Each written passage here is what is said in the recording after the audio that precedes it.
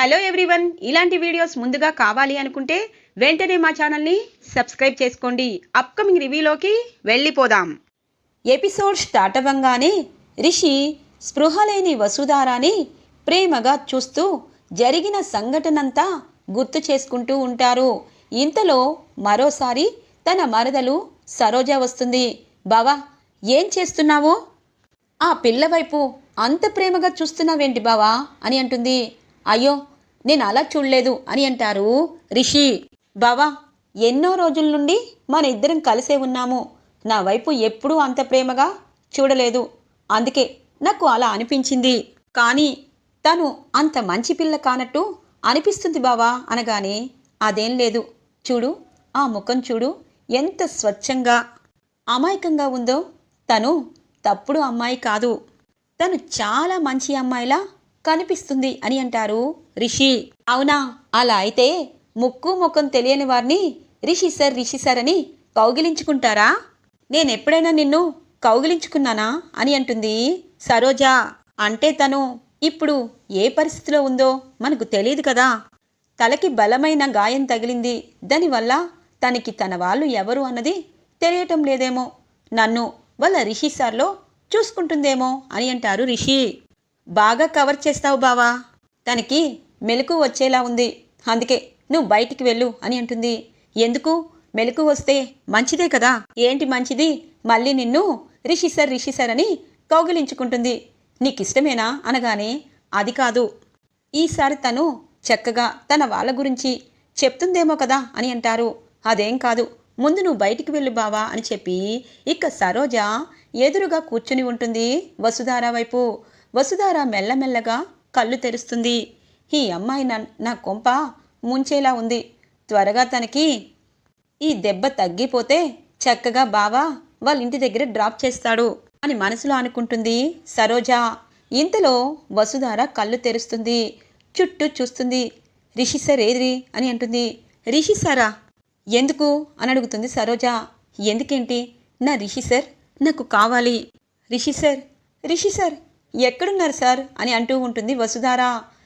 వసుధార మాట వినబడగానే Rishi doors open చేసి లోపలికి వస్తారు.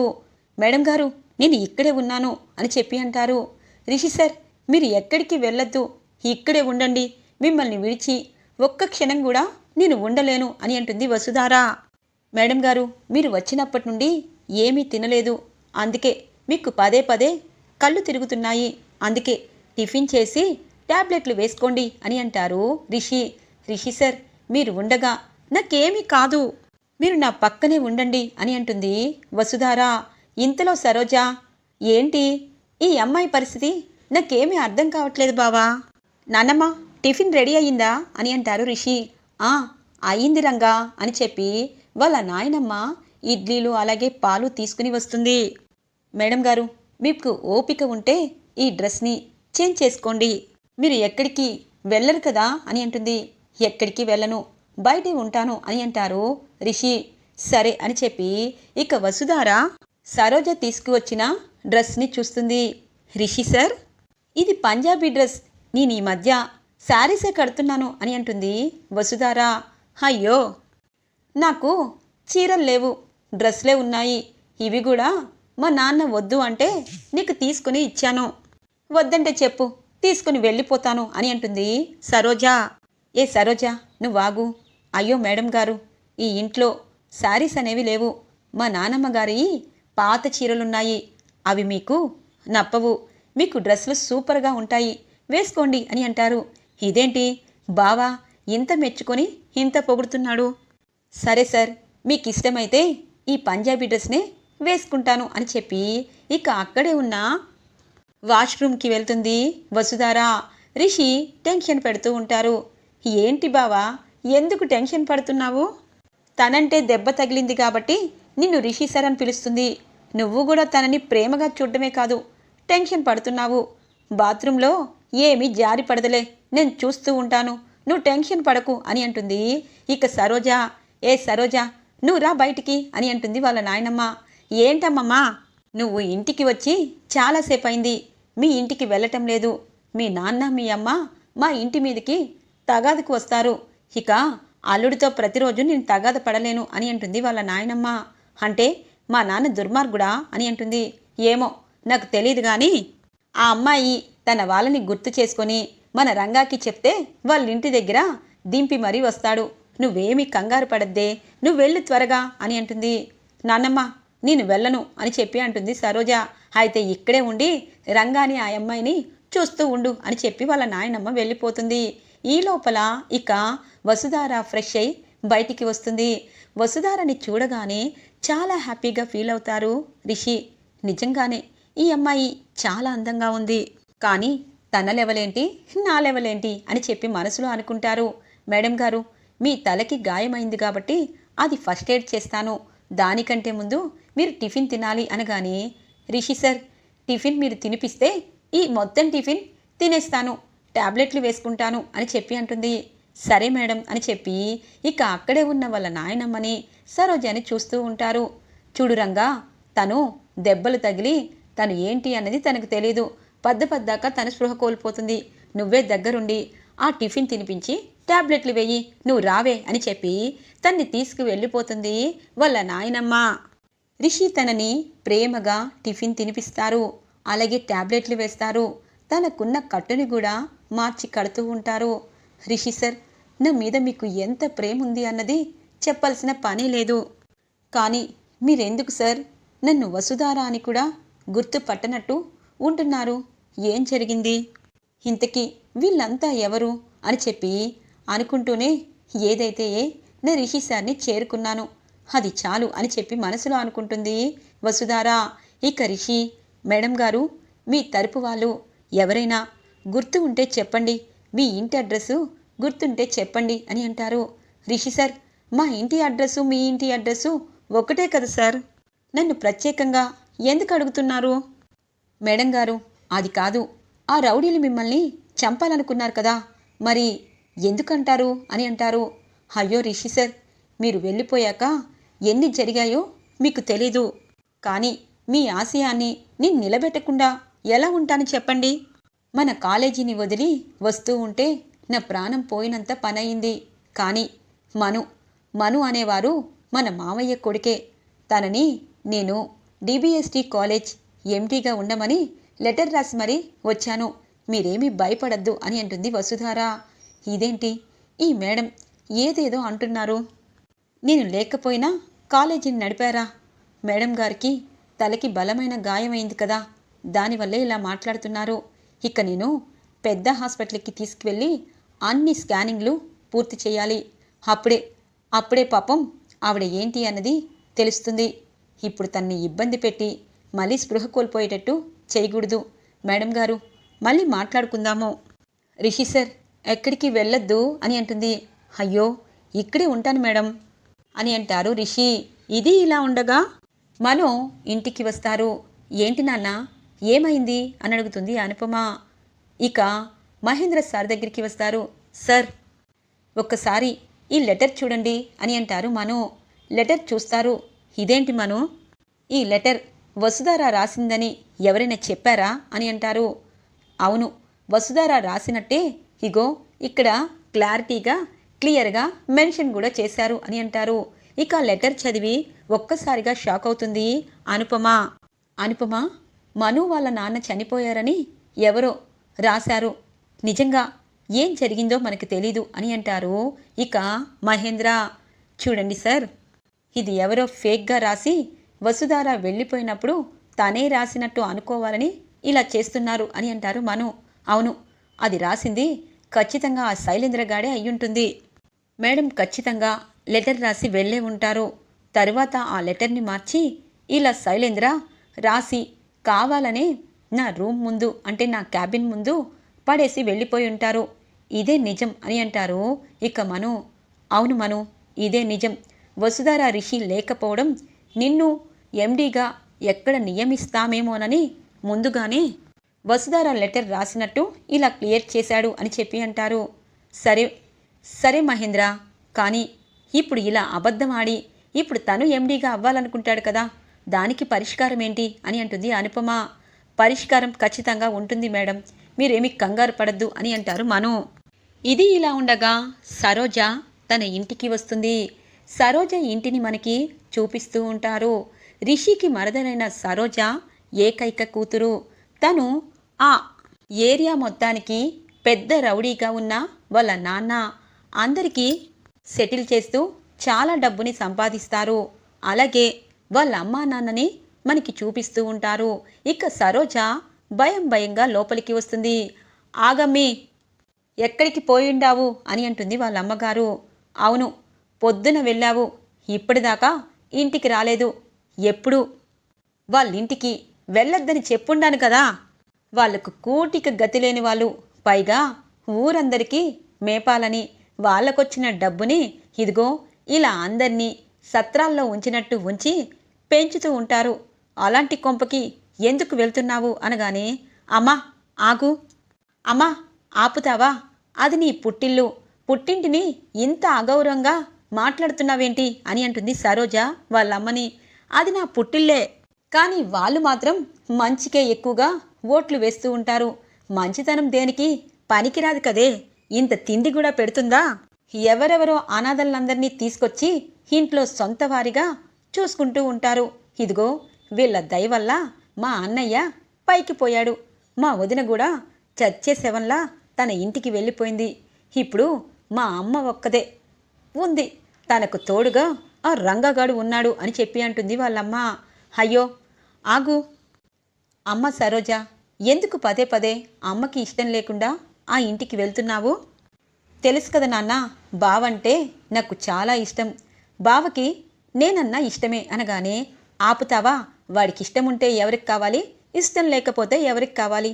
వాడు ఆటో తోలుతూ ఎక్కడ లేని సంపాదన సంపాదిస్తున్నాడా? నీకు ఈ ఇంటిలాంటి ఇల్లు, ఎన్నో కోట్ల ఆస్తి ఉంది. మీ నాన్న సెటిల్మెంట్లు చేస్తాడు. ఇక నువ్వు ఆ ఇంటికి వెళ్ళొద్దు. ఇంకొకసారి ఆ రంగాగాడిని బావా అన్నావంటే నాలుగు చీరేస్తాను అనగానే, ఆపు మహాలక్ష్మి ఆపు అని అంటారు. నాన్న, నా మనసుకు నచ్చింది రంగా బావే, తన్నే పెళ్లి చేసుకుంటానని మీకు చెప్పాను అనగానే, నువ్వు చెప్పావమ్మా, కానీ ఆ రంగాగాడే నీ పైన కనీసం ప్రేమ కూడా లేనట్టు ఉంటూ ఉంటాడు. కనీసం నీతో మాట్లాడడానికి కూడా వాడికి ఇష్టం లేదు. అలాంటిది నువ్వెందుకు వాడిని కోరుకుంటున్నావు అని అంటారు. బావకి నేనంటే ఇష్టం లేదని ఎలా అనుకుంటావు? బావా మనకి డబ్బులుంది, వాళ్ళకి లేదని ఆలోచిస్తున్నాడు అంతే. అలా అయితే ఆ రంగాకి నువ్వంటే పంచప్రాణులు అయితే ఇదిగో నా యావదాస్తి వాడి పేరు మీదకే రాస్తాను, నా ఇంటి అల్లుడుగా గొప్పగా చెప్పుకుంటాను అని అంటారు సరోజ వాళ్ళ నాన్న. ఏంటి వాడికిచ్చేదేంటి నా కూతుర్ని, నేను ఒప్పుకోను అనగానే, అమ్మా నువ్వు ఒప్పుకున్నా లేకపోయినా బావతో నేను ఎక్కడికైనా వెళ్ళిపోతాను, నాకు ఈ ఆస్తితో సంబంధమే లేదు. నాన్న, బావనే చేసుకుంటాను. మీరిద్దరూ బావ కాళ్ళు కడిగి నెత్తి మీద వేసుకుని కన్యాదానం ఇస్తారు. అది రెడీ చేసుకోండి. మీరు ఎన్ని సంబంధాలు తెచ్చినా నేను చేసుకోను. బావని మీరు చక్కగా అడిగితే బావ ఒప్పుకుంటాడు, మన ఇంటికి వస్తాడు అని అంటుంది సరోజ. ఇక వాళ్ళ నాన్న ఆలోచనలో పడతారు. ఇది ఇలా ఉండగా, మేడం రెడీ అయ్యారా అని అడుగుతారు. రెడీ అయ్యాను రిషి సార్ అని అంటుంది. ఇంతలో వాళ్ళ నాయనమ్మ పెద్ద హాస్పిటల్కి తీసుకువెళ్తున్నాను, తనకి ట్రీట్మెంట్ అనేది జరగాలి కదా అని అంటారు. సార్ నాకేంటి ట్రీట్మెంట్, నాకు ఏమీ కాలేదు, ఈ దెబ్బ తగిలిపోతే ఇక ఈ కట్టుతో పని కూడా ఉండదు అని అంటుంది వసుధార.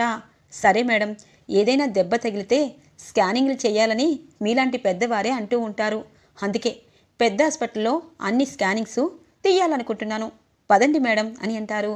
సరే రిషి సార్ అని చెప్పి తన ఆటోని వెక్కుతుంది ఇక వసుధార. ఇక రిషిని చూస్తూ చాలా పొంగిపోతూ ఉంటుంది. ఇంతలో అక్కడ కొబ్బరి బొండాల షాపు కనిపిస్తుంది. సడన్గా బ్రేక్ వేస్తారు. సార్ ఇక్కడేంటి ఆపారు అని అంటుంది. మేడం ఇక్కడ లేత కొబ్బరి బొండాలు చాలా తీయగా ఉంటాయి, ఆరోగ్యానికి కూడా చాలా మంచిది, రండి. మీలాంటి వారు కారుల్లో వెళ్తారు కానీ ఇంటికి కొబ్బరి బొండాలు కొబ్బరి నీళ్ళు ఆన్లైన్లో తెప్పించుకుంటారు. మాలాంటి వారు ఇలా ఎక్కడ పడితే అక్కడ కొబ్బరి బొండాలు తాగుతారు, రండి మేడం అని చెప్పి ఇక కొబ్బరి బొండం ఒకటి కొట్టించి వసుధార చేతిలో పెడతారు. ఇక రిషి కూడా కొబ్బరి బొండ తాగుతూ ఉంటారు. వసుధారకి ఆశ్చర్యంగా అనిపిస్తుంది. సార్ ఒకప్పుడు నాలా మీరు మాట్లాడుతున్నారు, మీలో ఎంత మార్పు వచ్చింది సార్ అని చెప్పి మనసులో అనుకుంటుంది వసుధార. ఇక హాస్పిటల్కి తీసుకుని వచ్చి అన్ని టెస్టులు చేయిస్తారు. ఈవినింగ్ అవుతుంది. టెస్ట్ రిపోర్ట్స్ అన్నీ ఇక డాక్టర్ తీసుకుని వస్తారు. తనకి ఏమీ కాదు, పైక ఒక దెబ్బ తగిలింది, తను ఇప్పుడు మామూలుగానే ఉన్నారు, తన పేరు వసుధార అని చెప్పారు అనగానే ఒక్కసారిగా రిషి షాక్ అవుతారు. అలాగే తను డిబిఎస్డి కాలేజ్ ఎండీగా చేశానని కూడా అన్నారు. అలాగే ఆ ఎంక్వైరీ మొత్తం నిజమే, తనకి ఏమీ కాలేదు, తను గతం కూడా మర్చిపోలేదు అని అంటారు డాక్టర్. ఇక రిషి షాక్ అవుతారు. మరేంటి, నా పేరు ఒకటి మాత్రం గుర్తుపెట్టుకుని రిషి సార్ అంటున్నారు, మరి నా వెనకాల ఏదైనా ఉందా, లేకపోతే తన రిషి సార్ నాలాగే ఉంటారా? ఆ మేడం, అన్నీ కరెక్ట్గానే ఉన్నాయి, కానీ మీరే రిషి సార్ అని నన్ను అంటున్నారు అని అంటారు రిషి. ఇంతలో కరెక్ట్గా ఇక వసుధార వాళ్ళ నాన్నగారు చక్రపాణి హాస్పిటల్లో కనిపిస్తారు. ఇక వసుధారాని గుర్తుపెట్టి అమ్మా వసమ్మా అని పరుగున వస్తారు. నాన్నా, మీరేంటి హాస్పిటల్లో అని అంటుంది. అమ్మ వసమ్మ, నీకేంటి ఈ దెబ్బ అని అంటారు. నాన్న, మరేం పర్వాలేదు, నేను ఇక్కడ ఎందుకున్నానో తెలుసా? మీరు నేను చెప్తే నమ్మరు, దూరంగా చూడండి అని అంటుంది.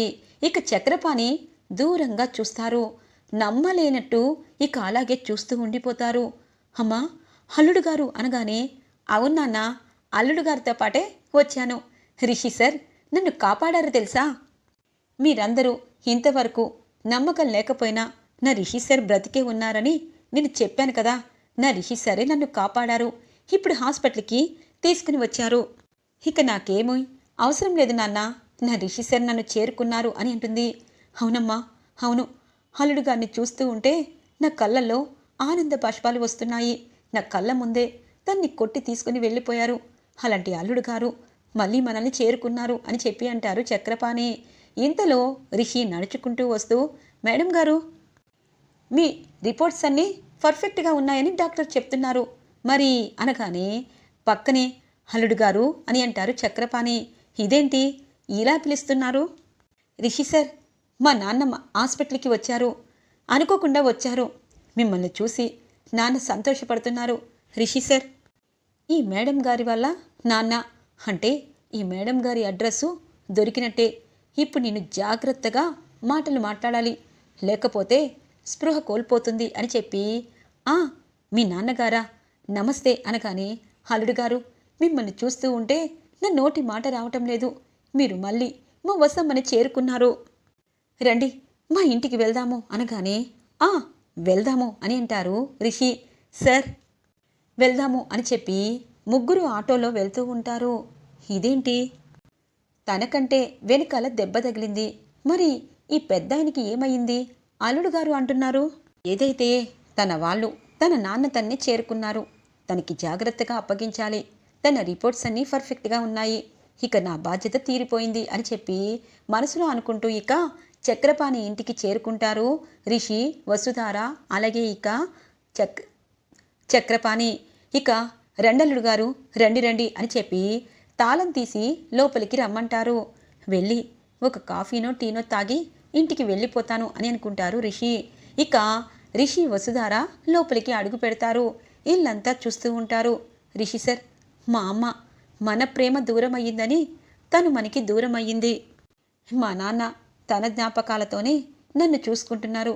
రిషి సార్, ఇకపై మనం ఏ కష్టాలు పడద్దు సార్, మన ఇంటికి వెళ్ళాక అన్ని నిజాలు మీకు చెప్పేస్తాను, మీ దగ్గర ఏ నిజం దాచకూడదని ఎప్పటి నుండో అనుకున్నాను, మీరు కనిపించారు, అన్ని నిజాలు చెప్పేస్తాను, ఆ డిబిఎస్డి కాలేజ్ పదవిని మీ చేతిలో పెట్టేస్తాను అని అంటుంది వసుధార. ఇక చక్రపాణి కాఫీ తీసుకుని వస్తారు. రిషి కాఫీ తాగుతూ చుట్టూ చూస్తూ ఉంటారు. ఒక్కసారిగా షాక్ అయిపోతారు రిషి. ఎదురుగా వసుధార, రిషి పెళ్లి ఫోటో ఉంటుంది. ఇక ఆ పెళ్లి ఫోటో చూడగానే షాక్ అయిపోతారు. అమ్మ వసు, మీ పెళ్లి ఫోటోని పెద్దగా చేసి ప్రతిరోజు మీ ఇద్దరిని తలుచుకుంటాను. అల్లుడు గారు చూడండి, ఆ రోజు మనం చాలా బాధపడ్డాము, కానీ పెళ్ళన్నాక ఫొటోస్ ఉంటాయి కదా, అవన్నీ నేనే తీసుకుని వచ్చాను, వీడియో ఫొటోసు అన్నీ నా దగ్గరే ఉన్నాయమ్మా అని అంటారు. మంచి పని చేశారు నాన్న. రిషి సార్, చూసారా అప్పుడు మీరు ఎలా ఉన్నారో, మన ఇద్దరం కొండంత బాధలో ఉన్నాము, జగతి మేడంకి అలా జరిగిందని మన పెళ్ళి అనుకోకుండా జరిగింది, అని ఆ పెళ్లి ఫోటో వైపు ప్రేమగా చూస్తూ ఉంటుంది. రిషి ఆ పెళ్లి ఫోటోని చూసి షాక్ అయిపోతారు. ఈరోజు ఎపిసోడ్ ఇలా ఇంట్రెస్టింగ్గా ఎండ్ అవుతుంది ఫ్రెండ్స్. రాబోయే ఎపిసోడ్స్ కోసం మా ఛానల్ని సబ్స్క్రైబ్ చేసుకోండి. Thanks for watching friends.